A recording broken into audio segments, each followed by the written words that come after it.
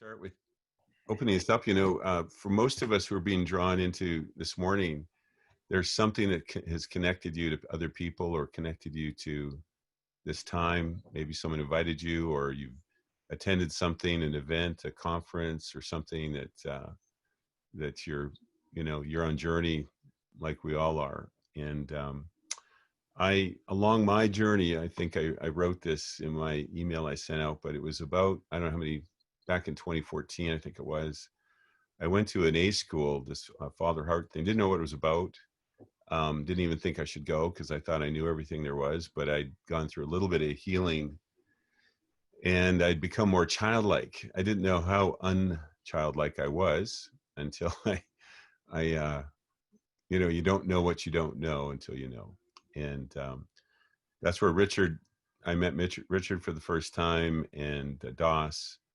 And within 2 days, my world was starting to get flipped upside right. And my wife asked me, well, how's this going for you so far? And I said, wow, if this is what I think it is, this is going to change everything. And I can't, it would take hours to describe the changes that that's been happening in the last 5 years. And I think we've heard statements like this before, but what your heart sees, you can't unsee.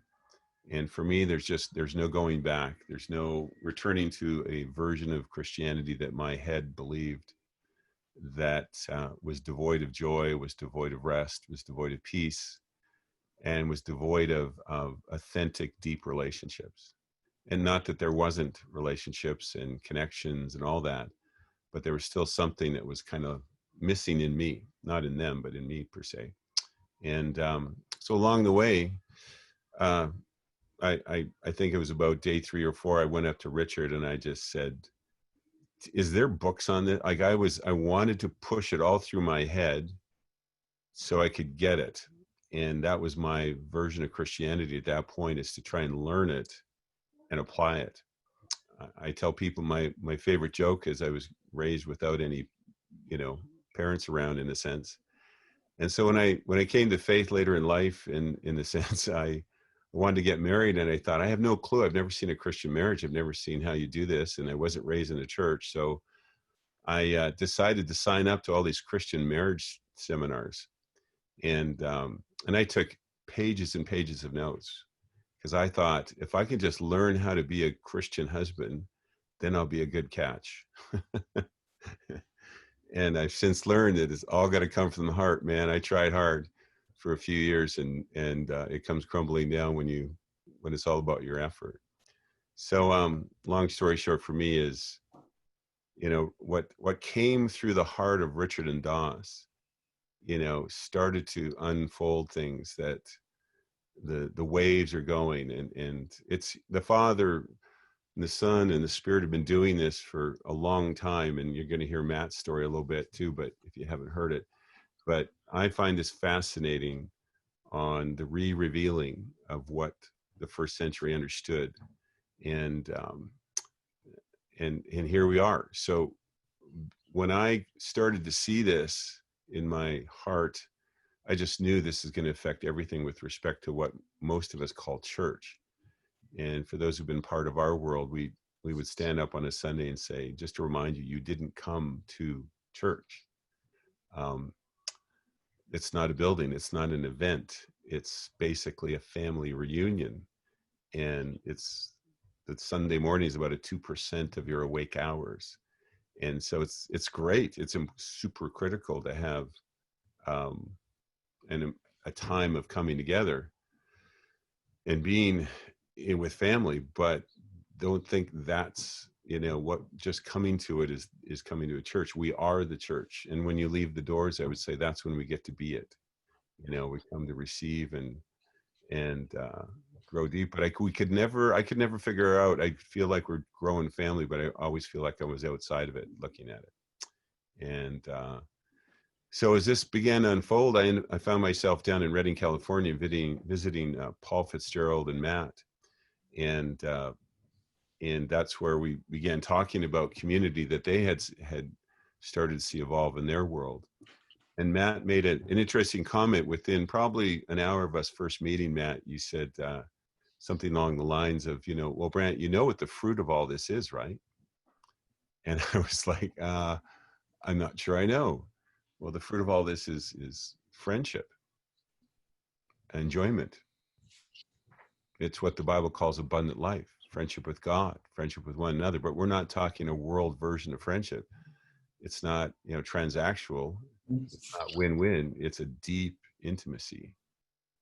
And my spirit did the same thing it did the first time I was sitting in that time with Richard. I went, oh my gosh, there's way more that this is going into. So welcome, Matt. I just pray we'll have our hearts open and receive. And this is a conversational time. And if you haven't heard Matt yet, he has lots in his heart. And take it away, Matt. So glad you're here.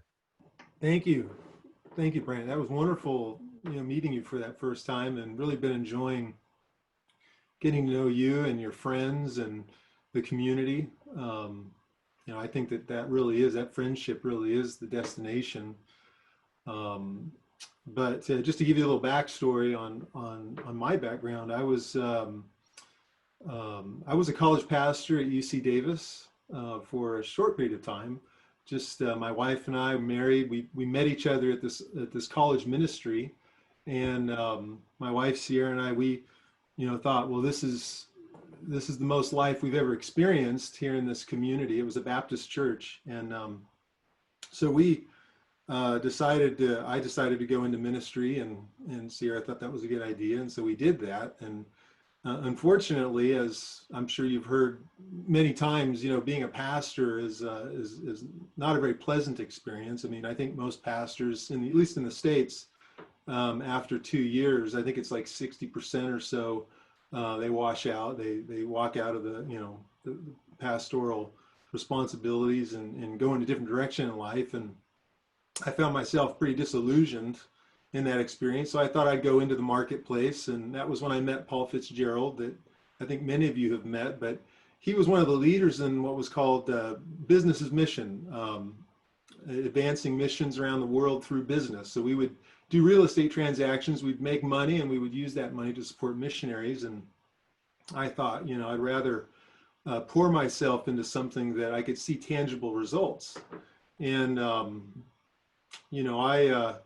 my understanding of Christianity was like a skill. It was like, if, you should know your Bible, you go to church, you say nice things to people, you don't say mean things, you do good, you don't do bad, you tithe, you do a missions trip here or there, and you definitely support a missionary if you can financially. And, we had kids that we supported on World Vision, and so it was very much my Christian life was very much like a resume.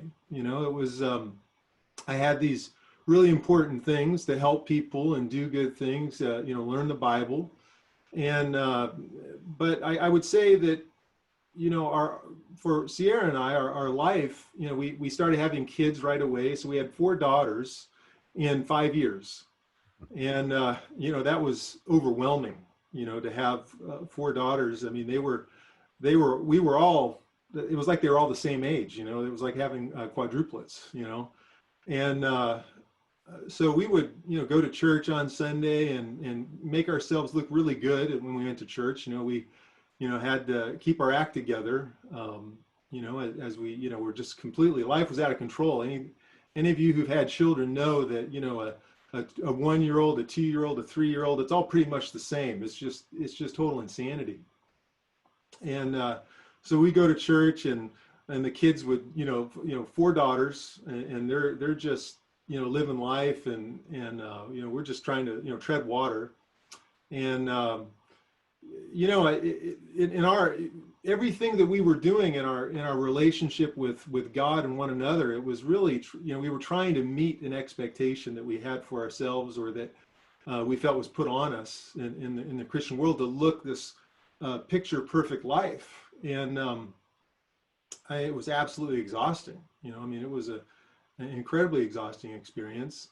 And so I started working at Tent Makers, and we're supporting missionaries. And at that time, Tent Makers Missionary Fellowship was well known. There were books that had been published about it. There were we had one of the fastest growing radio stations in the world, actually, advancing missions all over the world. It's called Mission Link Radio, and I'm sure at one point, you know, most of you, looking at your ages, that most of you probably you know, heard that back in the 80s and the early 90s.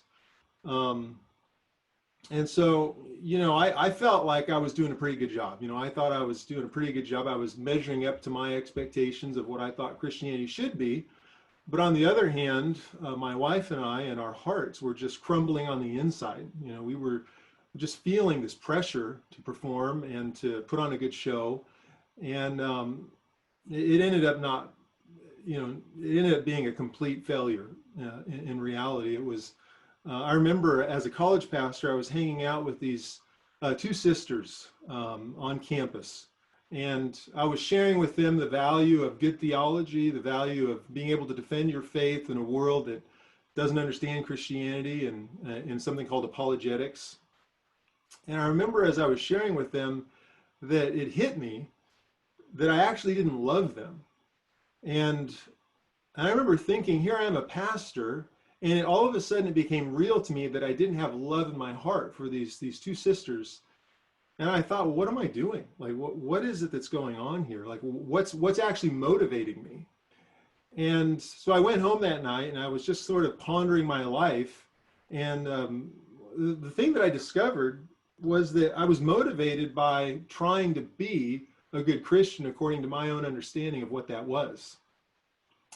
And so in my understanding, I had to check all these boxes, you know, go to church and you know, fill these responsibilities. But there was this complete void of relationship. There was a void of relationship with my wife, Sierra, with my kids, my friends, because everything was a project. You know, everything was something that I was supposed to do. And it was really at that point that I realized that, you know, this can't go on, like that this kind of life.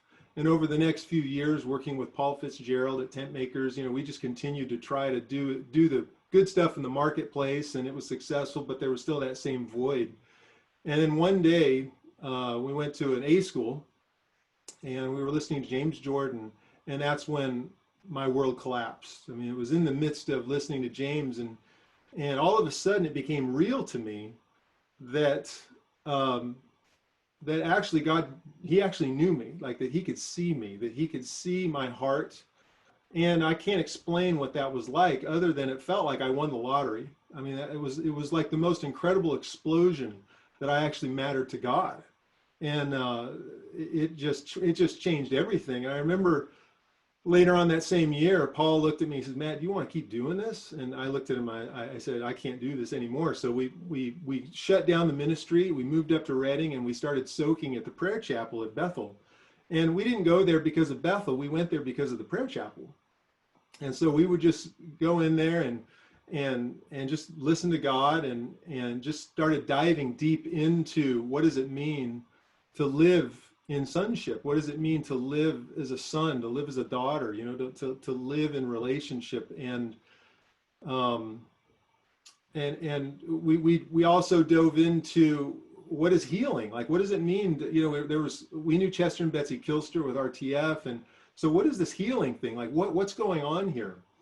And because, you know, we saw with missionaries, we saw their lives repeating themselves over and over and over. And it was this life of going on a treadmill, and then everybody would burn out. I mean, it was literally thousands of missionaries that we helped support. And we saw more than 98% of them would burn out in the mission field. It was just, and here we were following in their path. And so, like, what is relationship? You know, that was the question we were all wanting to know. And what does it mean to be healed? Like, how do you actually find healing?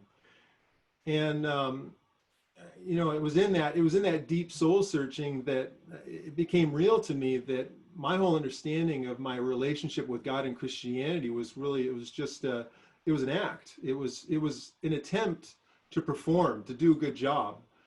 but there wasn't a real relationship. And I think it's been such an incredible discovery to find out what a real relationship actually is, because it's not what I thought it was. I remember as a kid, we used to play this game, and you got an honest answer, you got the more honest answer, but then you got the most honest answer. And, it was kind of like a dare to see who could share the most honest thing in their life. And it was always the most shameful thing, right? It was always the most, it was always the thing that was most humiliating. And I remember I shared one of my stories with my friends about how I was in high school, and I was talking to these girls that I was attracted to in high school, and I remember that these girls, they were looking at me kind of funny, and I thought, uh-oh, something's wrong, And I tried to shut down this conversation and go into the gym and look in the mirror.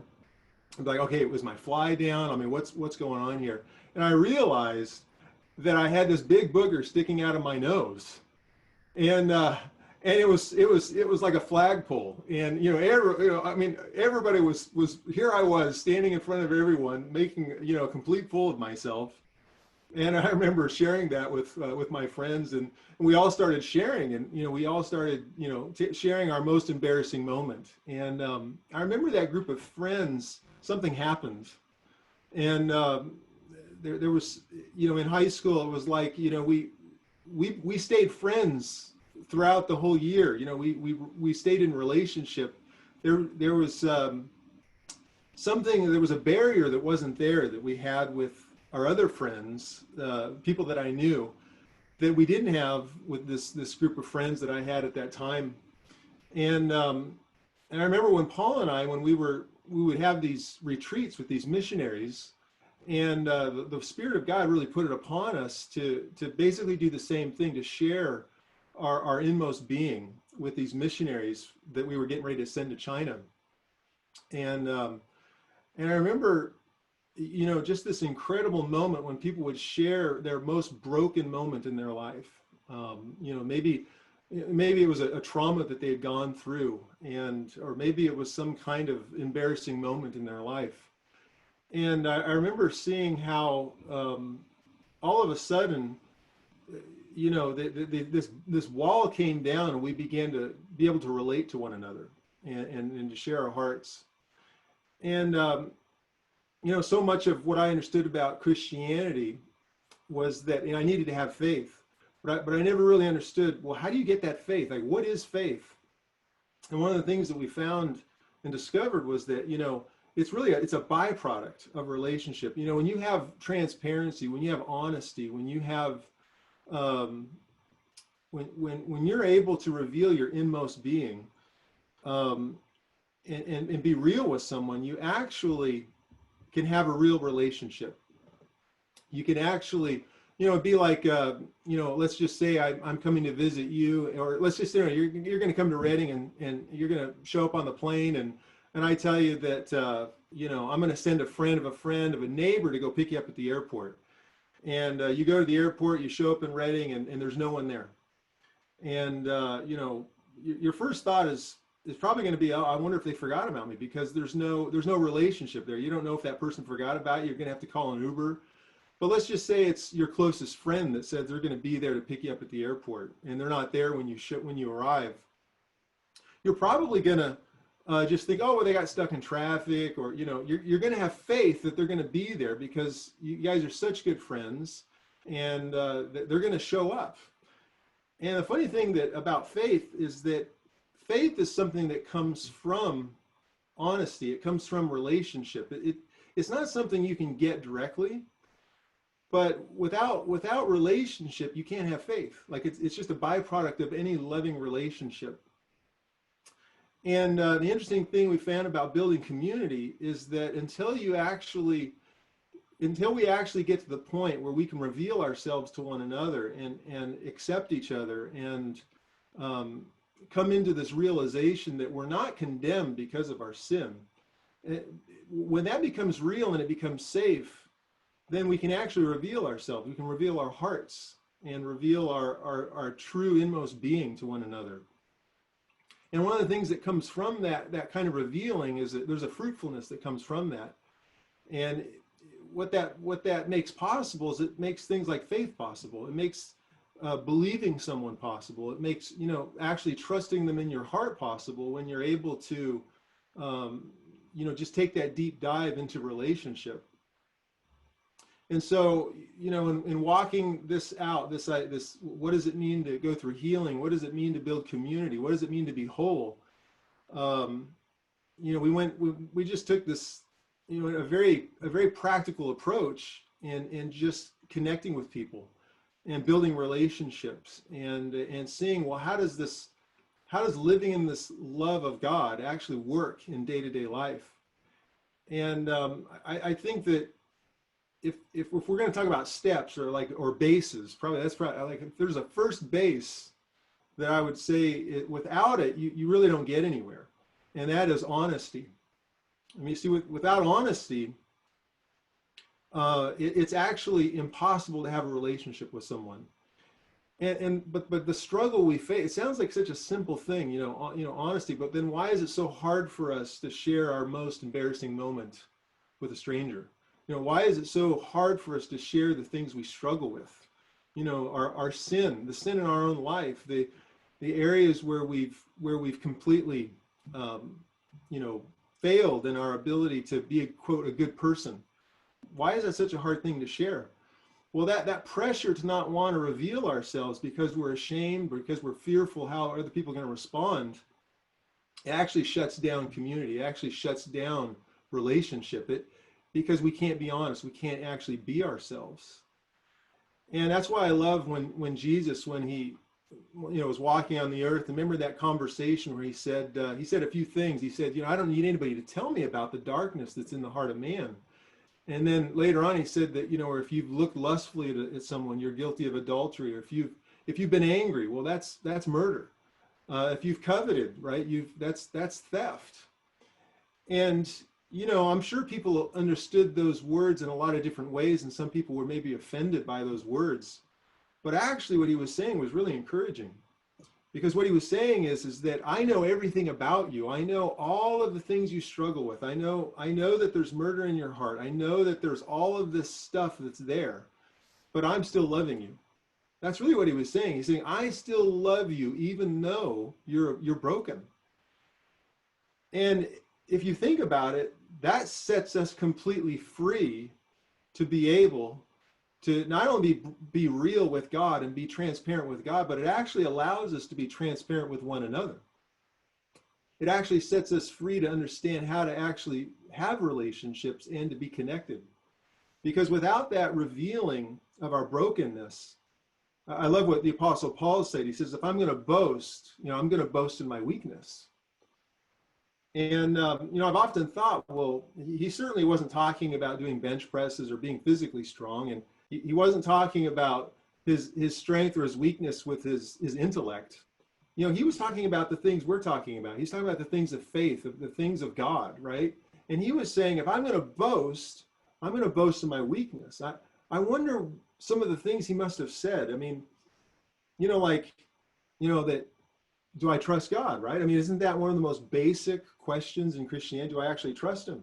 Well, if we're going to boast in our weakness, right? If Paul was boasting in his weakness, he must have been saying things like, well, there's times where I just don't trust God, right? And remember when John the Baptist, when he was in prison, and then all of a sudden he was starting to falter. He's like, well, are you sure you're the Son of God? Are you sure you're the Messiah? Remember, he was questioning his faith, really. And the reality is that we all find ourselves questioning our faith in God, our faith in one another, our faith even in ourselves. But, when you live in a performance world where there's this obligation to look a certain way or to be this good-looking Christian, that opportunity to reveal ourselves and our struggles is a scary thing to do, because, we're afraid that that'll disqualify us from maybe some leadership in church or being even viewed as a person, like, I'm a failure. But, the reality is that stepping into this this vulnerable place of revealing ourselves to one another is actually the foundation for how you even have faith. Because in order for me to reveal myself to you, I have to actually have love in my heart. There has to be a desire for me to want to connect, to make a fool of myself, to take off fig leaves. There has to be love in my heart.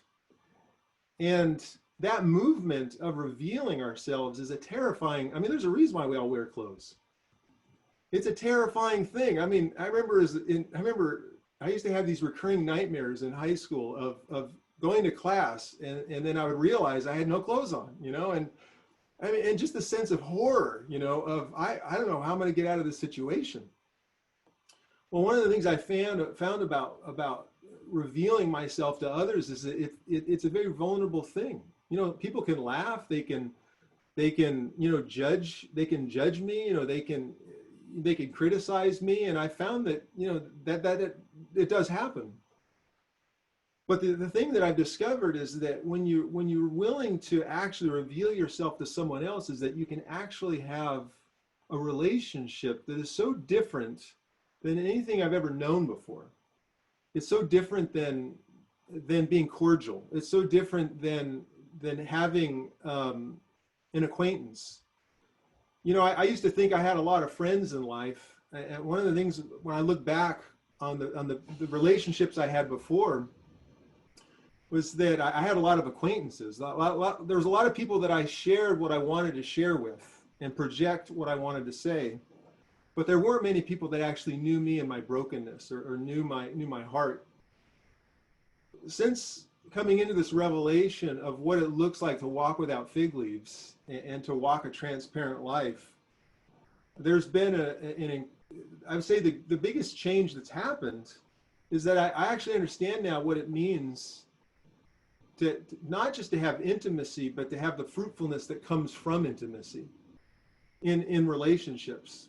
Meaning that when I'm hanging out with someone and we're having community, that we laugh with when you have that deep laugh and you're absolutely filled with joy because you're just delighting in your life with someone.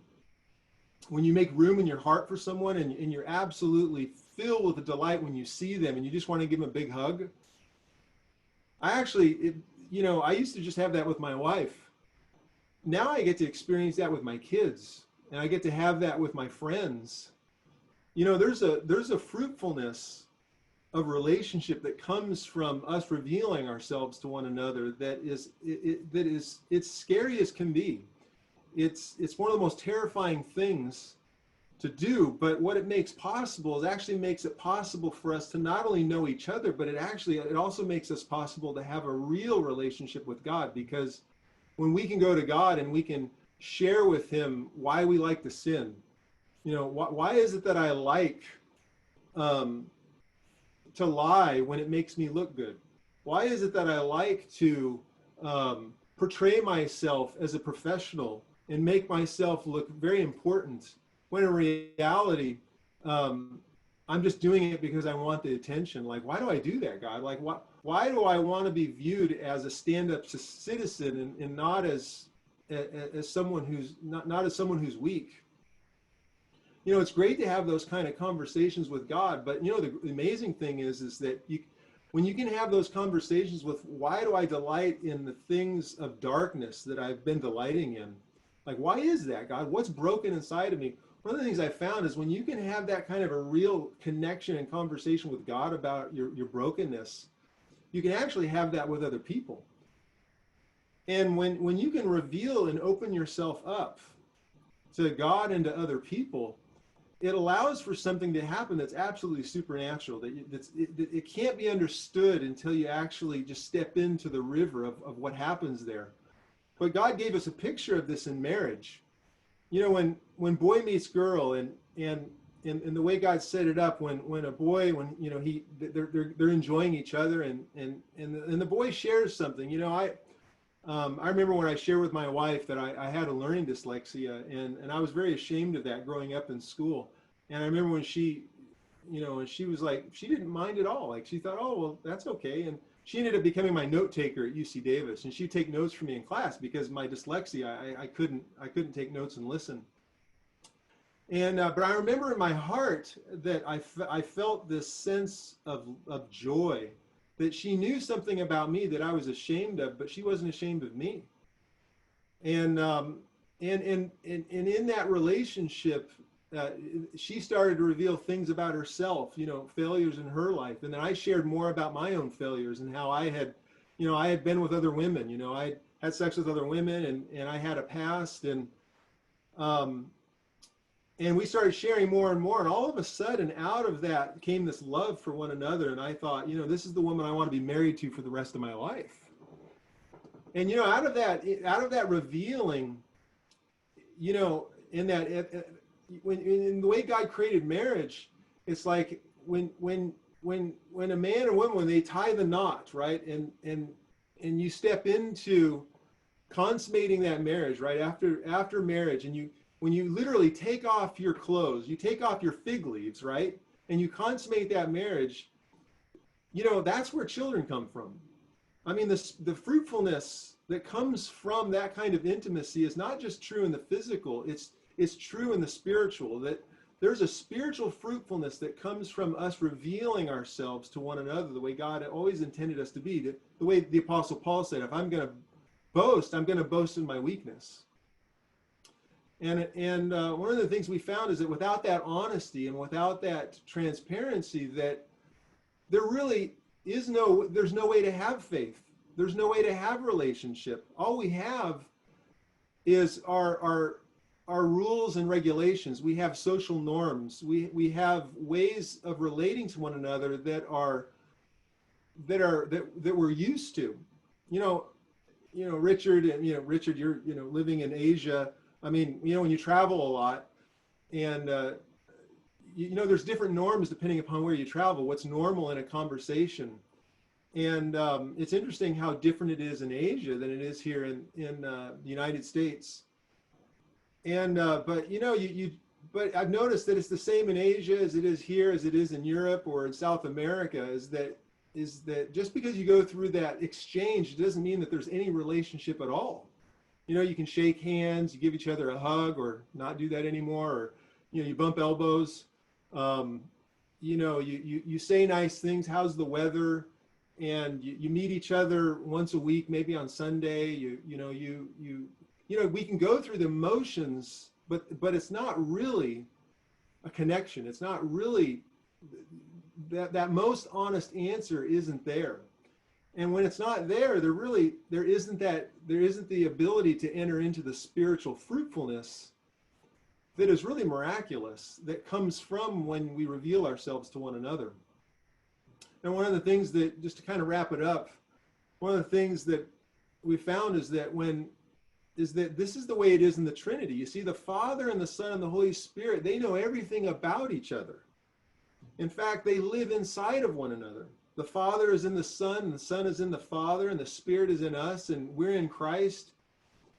And this inness, this way of living where you see between the Father and the Son, when the Son makes room in his heart for his Father, and the Father pours himself into his Son as the Son pours himself into the room that the Father made for the Son in the Spirit, that they're always living in a state of vulnerability. They're always living in a state of weakness and transparency. That's, you see, inside the Trinity, just like between a husband and a wife, when they consummate their marriage, like the movement of making love is a movement. It's a Trinitarian movement of vulnerability and transparency. That from that comes a fruitfulness that this world doesn't know about. This world doesn't know what that fruitfulness is. And there's a barrier, and the barrier is the fear and the shame, in the desire to want to control things, because we fear being, you know, the rejection. We fear the being shut out because our resume doesn't look good.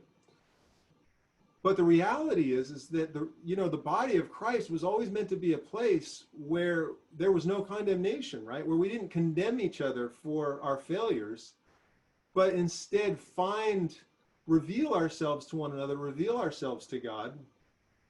and find relationship in that. And in that movement, just as the Spirit stirred over the waters in Genesis, when the Spirit stirred over the waters, and then all of a sudden there was life. You know, in the same way, when we participate in the movement of the Trinity, as C.S. Lewis called it, the great dance of making ourselves vulnerable and making room for each other in our hearts, that what we step into is, it really is a Trinitarian movement of intimacy. And from that comes the fruitfulness. Well, I think that there's so much fruit there. There's fruit that we don't even understand, but that it actually gives understanding in our spirit to what faith actually is and what it means to enter into fulfillment. Because for us, fulfillment is relationship. You know, for a fish, fulfillment is being in the water. And if you take that fish out of the water, right, it starts to die. Well, for us, we were born out of that water. So we're getting back into that place of fulfillment, jumping back in the water.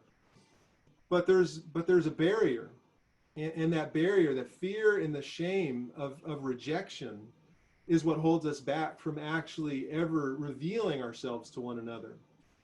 And it creates two separate worlds. Like we have this, it's like the movie The Matrix, right? You have this artificial world of normities, right? Of everything looking proper, everything looking good, not bad, but looking good. And then but you see, Jesus came to show us what life was like inside of him, what life was like between him and his Father and the Holy Spirit, which is a completely different kind of movement. And it's because it's a movement of vulnerability, it's a movement of transparency, and it's a movement of weakness, where we reveal ourselves. And in the midst of that movement, something supernatural happens. The Spirit moves and literally transforms us into the image of Christ, that we could never do outside of God doing it for us. And so just to kind of put that out there, because we're talking about community and being connected here and taking a deep dive into relationship, you know, it's one thing to talk about it, but it's another thing to actually do it. And I just wanted to, because, you know, in Christianity, we talk about theology so much of the time and how the way things should be. But there's another side to it, and that there's the practical side of actually living this out and stepping into this. And so, without giving, you know, labels and steps to things, there is a movement. There is a first base, and that first base is just like going onto that high dive, and you stand on the edge, and it's scary when you look over the edge. But that leap into the unknown of revealing ourselves, I would say is the most fundamental and critical movement in order for us to have an understanding in our heart of what it means to actually have faith, to have a relationship, and to actually know God and to know one another.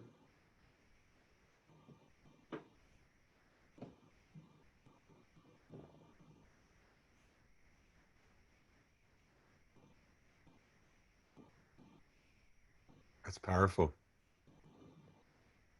It's powerful. I have a question for you, Matt.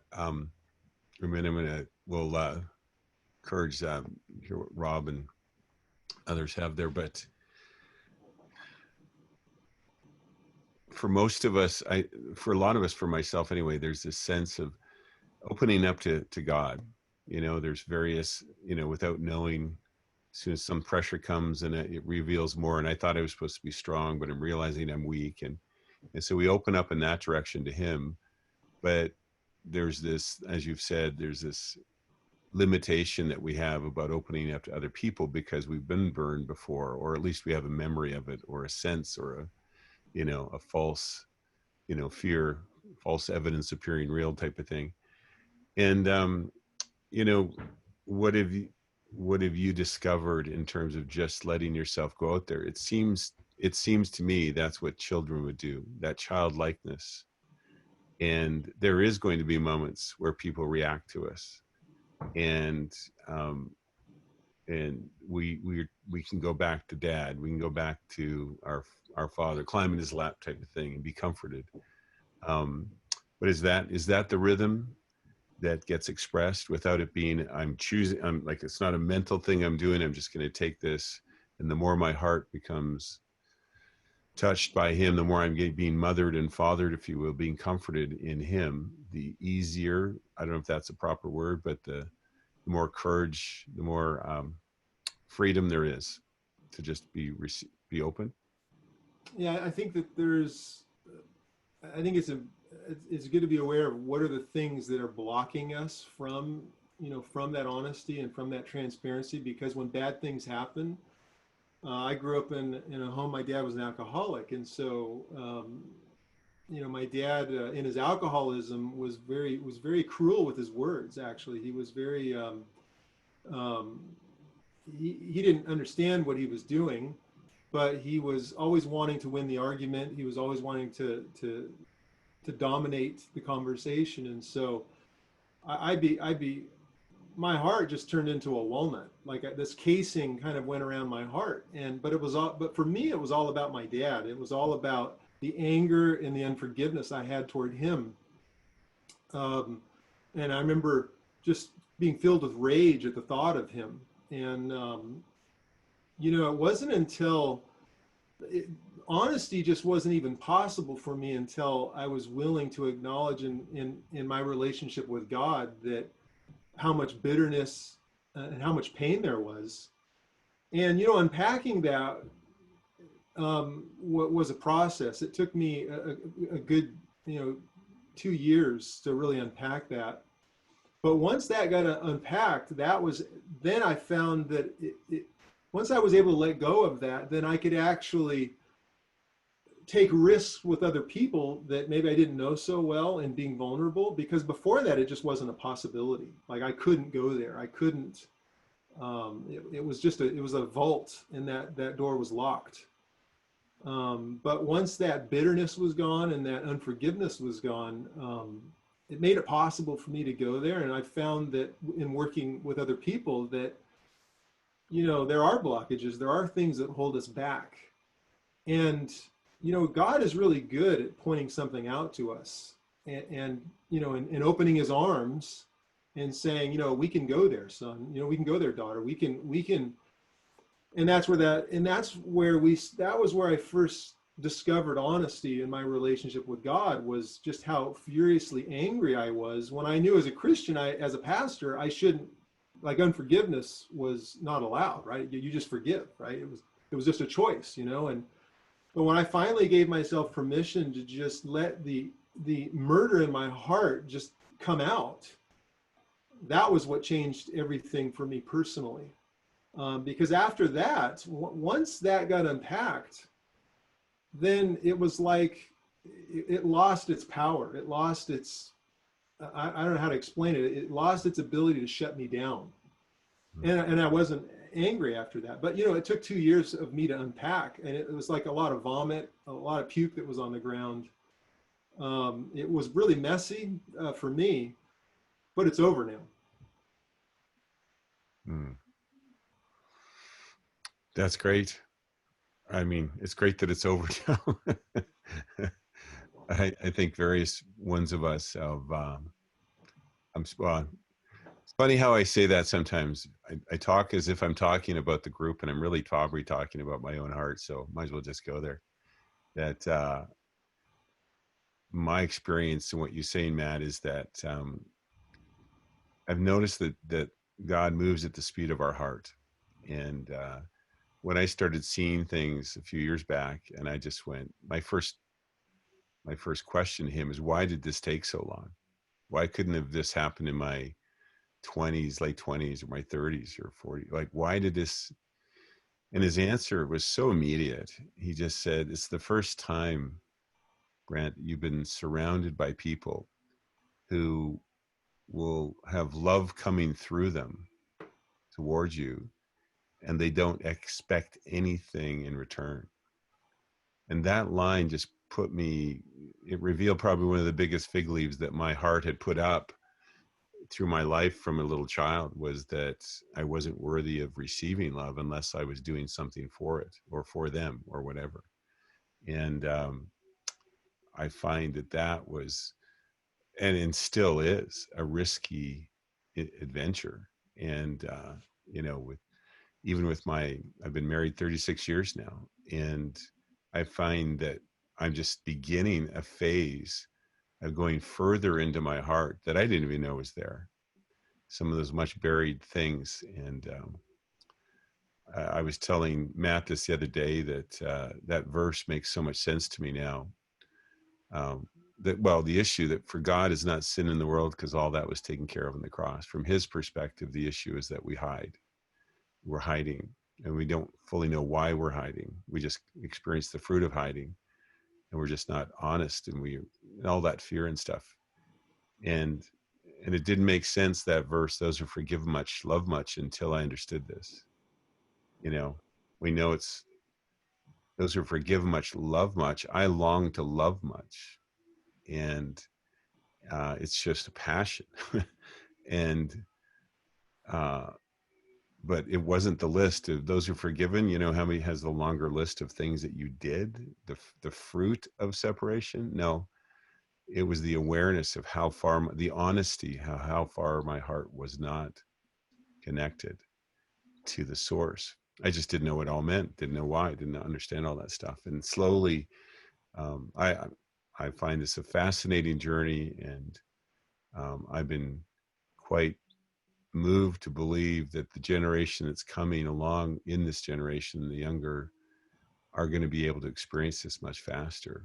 But I just want to invite, as we close up, getting close to closing, but Greg and Angela and Rob, I've asked them to be prepared to share a little bit as in response to what you're sharing, Matt. So Rob, Angela, Greg, whoever wants to jump in, please do so. Go ahead, folks. Rob first. Oh, me first? Okay. I've been outvoted 2-1. Wow. Just kind of struck me. There are different phases I've gone through in my life, and probably all of you are they're probably universal to others too. I mean, I've had experiences where I've listened to a speaker and had no idea what they were talking about. And I've had experiences where it's like, yeah, I kind of understand what they're saying. Yeah, I know what they're talking about. And then I've had speakers like today where I've said, I've actually experienced what he's talking about. I've actually experienced it. And that's a knowing that's really, really deep. And I just totally resonate 100% with Matt this morning, because I've experienced it. And that is a real cool thing to have. And so whether you're sitting there going, I have no idea what this guy's talking about, or yeah, that makes sense, I can see the verses in the Bible or whatever, or you may be sitting there with a big smile on your face going, yeah, I've experienced that, I know that. So that's a cool thing for me, and an encouragement to everybody to say, doesn't matter whether you have no idea what he's talking about, there's deep truth in there. And I think there's a truth in the fullness of time. And God, in the fullness of his time, Father does stuff. And wherever you are in the journey, there's a fullness of time. And for some of you, it's really full, and the dams are about to burst, and other things. And for others, you are on the path and you're heading towards that. So that's really exciting.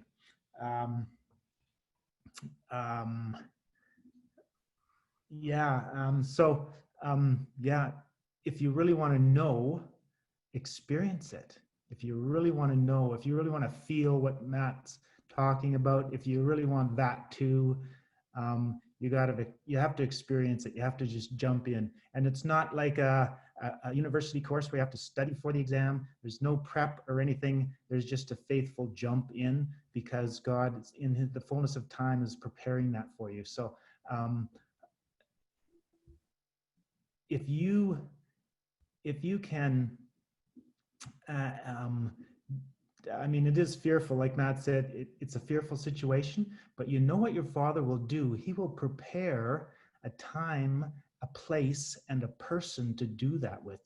He will, in the fullness of time, he will prepare that for you and make it super easy from one perspective. And if you look, listen, watch for that time, it will appear to you. And it will appear, just like Brant said, he only moves as fast as our heart opens. So at any time you want, you can open your heart and say, prepare that person, place, and time for me to start the revealing process and experience the deep intimacy. I just this morning, I had an experience of revealing and intimacy building, and it just happened out of the blue.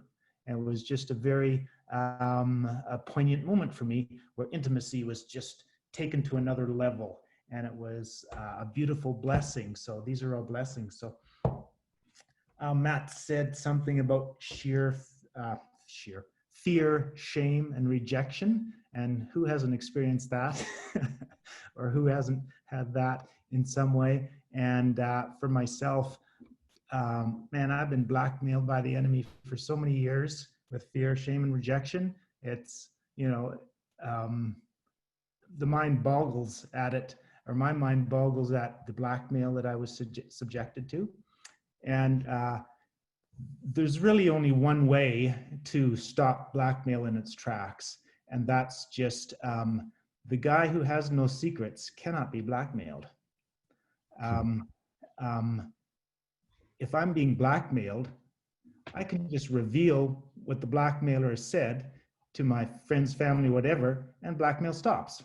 It's instant and it's complete, and I can no longer be blackmailed by that. And so it's over. The battle is really over. So if you are experienced or have experienced in some way the enemy's blackmail, fear, shame, and rejection, there's probably more too, but those are the big ones for me. You can stop it. And it starts with having an honest conversation with your Heavenly Father. And there's something, like Matt said, there's something supernatural where that's done in the two levels, the physical, the worldly, and Father, and the spiritual, or something. I don't understand all that stuff, but I mean, he said, confess your sins to one another, and there's something super significant, symbolic, or whatever. So, but in the fullness of time, and that's coming. Father will prepare that person for you to reveal your heart to, and just talk to him about it and say, hey, I'm taking this, I want to experience this for the first time, or the second time, or the third time, or the 10th time, and you're in for a huge blessing. And that's all I got to say. Well said. Absolutely. Thanks, Rob. Yeah, thank you.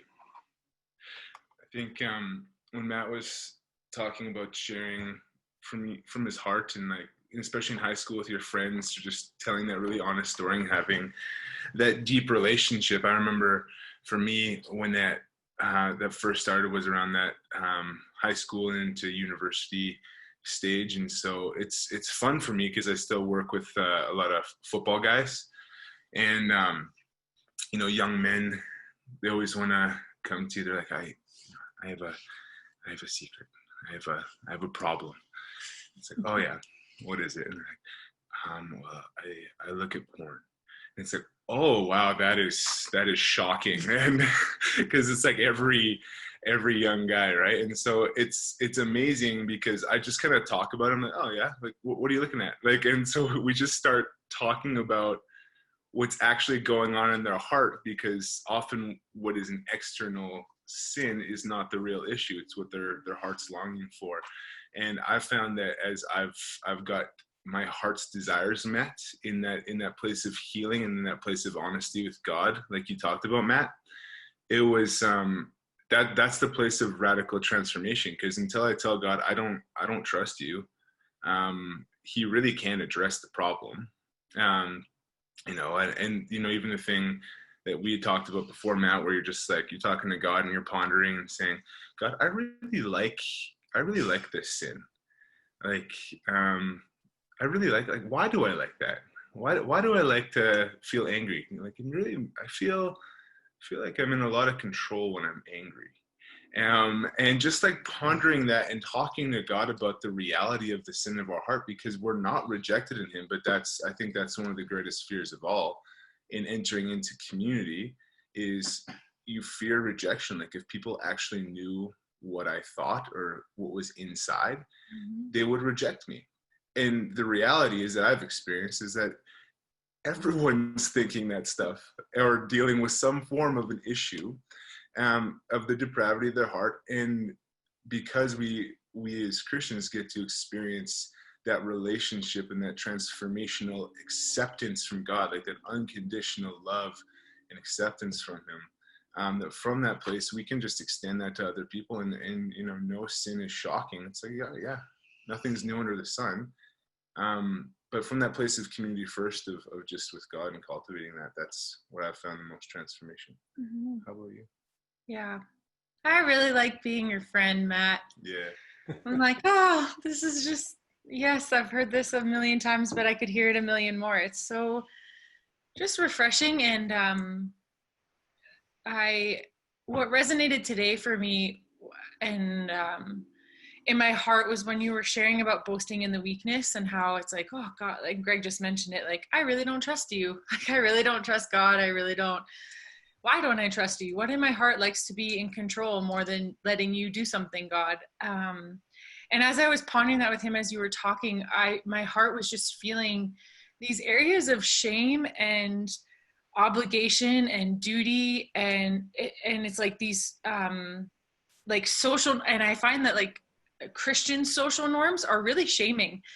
Because I have found sometimes when I go to that place of being really honest and opening my heart and saying to friends, like, I'm really having a hard time trusting God for a miracle, or I'm really having a hard time believing God's goodness because our friends just lost a baby. And I'm trying to muster up this, like, God is good and he's always going to be amazing. But that's just not in my heart, and being honest with people in that. And I have found like a lot of the times there's this quick response of like, oh, we have to fix it, or, oh, you have to build up your faith. And what my heart believes in that is like, wow, I have to watch my words, and I have to guard what my heart is saying. And I have to,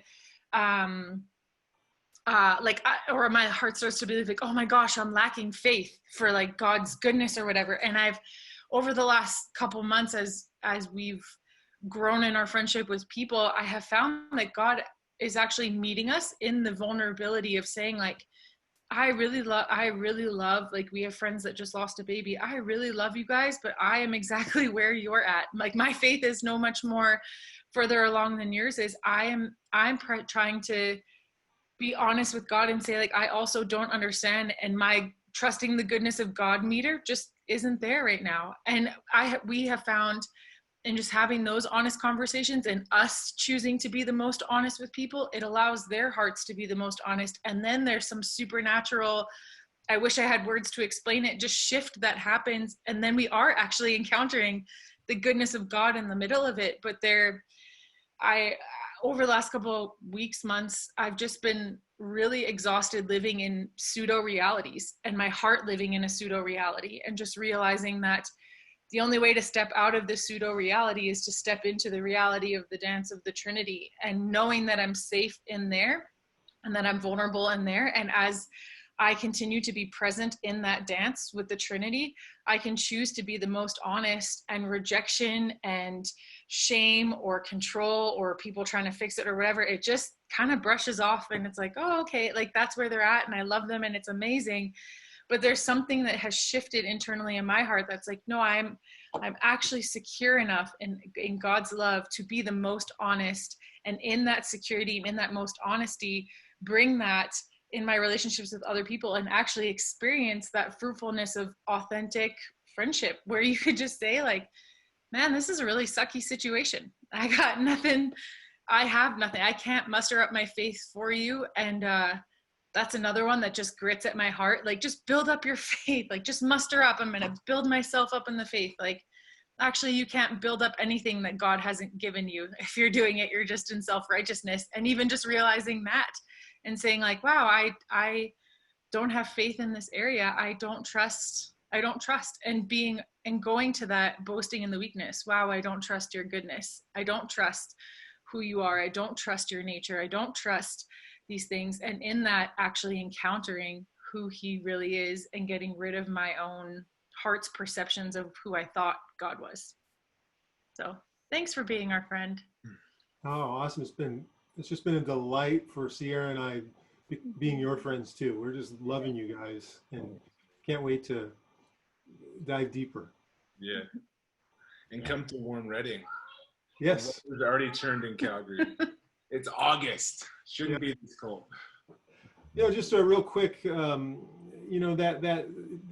honesty, just to kind of put a little, when you look at the Psalms, King David's Psalms, and they start off with God, where have you been, or like where King David is saying, I'm a worm, or he's saying things that theologically just aren't true, and then he moves from that to the end of that psalm where he's praising God and he's now experiencing this whole new reality, and I think that what you're describing, Angela, is that dance to go from I'm a worm to, I'm his beloved, that it's a messy movement, but God's not afraid of a mess, and neither do we have to be afraid of that mess.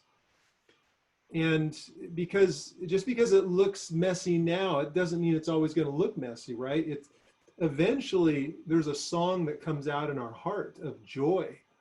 And when we finally unpack whatever it is that, you see, the thing about fear is that really whatever we fear most, that's our God. That's the thing that we think is the most powerful thing in the universe, is what we're fearing. And if we think that something's too big for God, then that's bigger than God. And so when you unpack your greatest fear before God, really what you're doing is you're taking a leap of faith, even though you may not think of it as a leap of faith. It really is a movement of faith to go, God, I think this is bigger than you. I don't think you can actually fix this. I think I'm too broken, or I think this situation is just too broken. I don't think there's a solution here. And I really don't even want to talk to you about it. But there's something in me that's compelling me to share this with you, because I know that there's something good that'll come out of this relationship. When you step into that and the Spirit of God moves in your heart as you're revealing your brokenness, what happens is that we actually get to release that to Him. And when we let go of that in our spirit, when we let go of the power of that brokenness that has a grip on us, that's when we get to see a miracle. It's just like, the woman who, came to Jesus, she had that, she was bleeding, and, there was, he was hemmed in on every side, right? And then she touched him, and Jesus knew that this power of the Spirit went out from him to that woman to heal her. Well, she took a leap of faith. Nothing had worked. All of the doctors, everybody that she had been to, none of that worked. And yet she still had enough hope to go, maybe I can just reveal myself to God. Maybe this is God. Maybe I can reveal my weakness to Him, that I'm broken physically.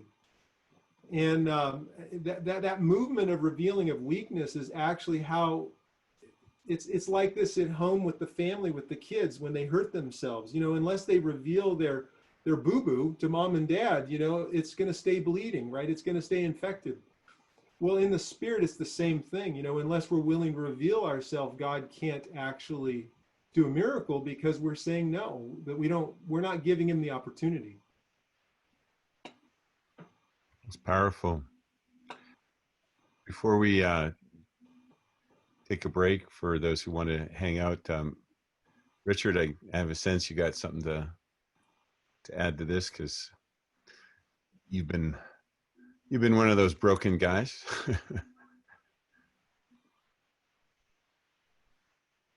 I thanks, Matt, so much for what you shared.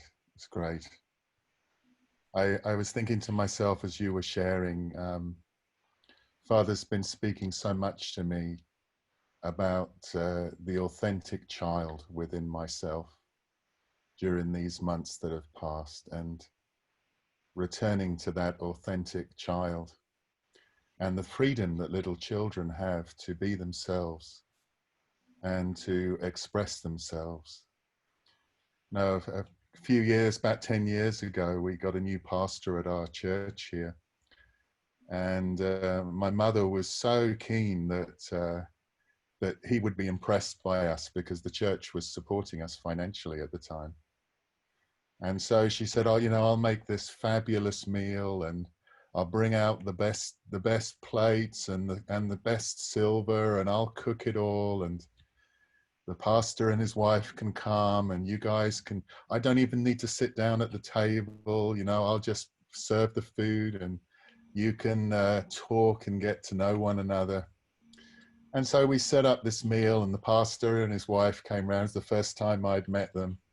And we sit down at the table, and my mum comes in, and she says, the meal hasn't been served yet. She says to the pastor and his wife, wanting to be hospitable, would you like a glass of sherry before the meal?